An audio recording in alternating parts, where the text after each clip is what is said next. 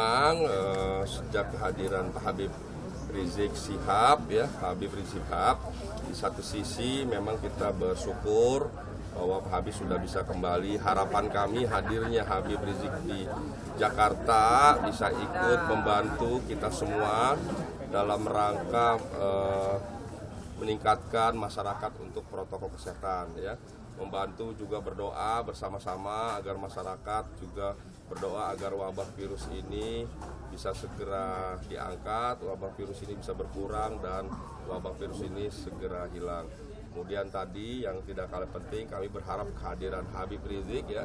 Ada 4 peristiwa yang memang menimbulkan kerumunan. Yang pertama ketika tiba di Jakarta penjemputan, kami sudah melakukan sosialisasi dan mengajak seluruh warga jamaah untuk tidak berbondong-bondong.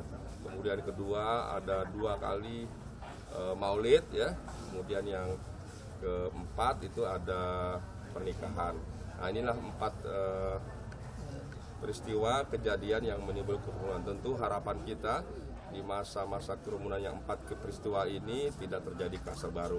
Apa upaya kami? Yang pertama, kami sudah menyampaikan kepada seluruh masyarakat, tokoh agama untuk membantu menerapkan protokol kesehatan. Kami juga sudah membagi hand sanitizer, membagi juga masker dilakukan oleh BPBD Pusat, BPBD Provinsi DKI Jakarta dan seluruhnya. Bahkan Pak Wali juga sudah mengeluarkan surat, ya, himbauan dan pemberitahuan.